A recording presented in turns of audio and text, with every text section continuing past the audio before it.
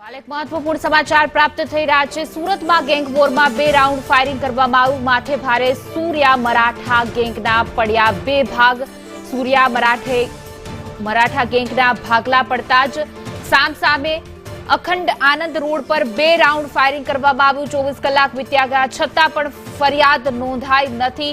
માથા ભારે પીડિત પોલીસ કમિશનર કચેરી પહોંચ્યો હતો તો ચોક બજાર પોલીસે ફરિયાદ ન લીધી હોવાનો આક્ષેપ કરવામાં આવ્યો છે। ચોક બજાર પોલીસ સામે ગંભીર આરોપ લગાયા છે। ટપોરી હિતેશ સોલંકી, કુણાલ પાટીલ દ્વારા હુમલો કરાયો હતો। સોનુ માલ્યો અને સુનિલ ગાઉટી દ્વારા હુમલો કરાયો હતો। હિસ્ટ્રી શીટર દીપક કુંતાકરના ઘરે હુમલો પણ કરાયો હતો। તો સુરતમાં 2 ગેંગ વોરમાં ફાયરિંગ કરવામાં આવ્યું છે। વધુ વિગતો સાથે અમારા સંવાદદાતા આઝમ સાલે જોડાઈ ગયા છે। જી આઝમ, આ સુરતમાં ગેંગ વોરની ઘટના, ફાયરિંગ થયું, સમગ્ર ઘટના શું છે?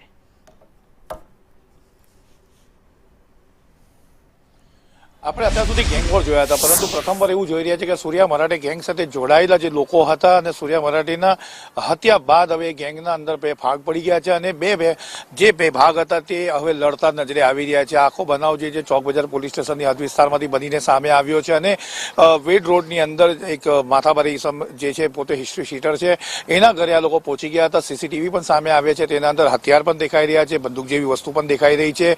સાચી છે કે ખોટી છે તો પોલીસની તપાસ બાદ આવશે, પરંતુ સૌથી ચોંકાવનારી વાત એ છે કે 24 કલાકથી વધુ સમય વીતી ગયો છતાં ચોક બજાર પોલીસે આટલી ગંભીર બાબતે હજુ સુધી ફરિયાદ નોંધી નથી।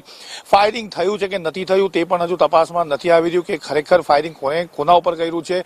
દીપક નામનો જે હિસ્ટ્રી શીટર છે એ પોતે આજે પોલીસ કમિશનર કચેરી પહોંચી ગયો હતો અને એને આક્ષેપ કર્યા છે કે ચોક બજાર પોલીસે એના ઘરે થયેલા હુમલાની ફરિયાદ લીધી નથી અને સાથે સીસીટીવી પુરાવા તરીકે આપ્યા છે। કોણ હુમલાઓમાં સામેલ છે તેમના નામ આપ્યા છતાં પણ હજુ સુધી ચોક બજાર પોલીસે આ સત્તાવાર રીતે બાબતે ફરિયાદ નોંધી નથી। જી આઝમ, સમગ્ર માહિતી બદલ આપનો આભાર।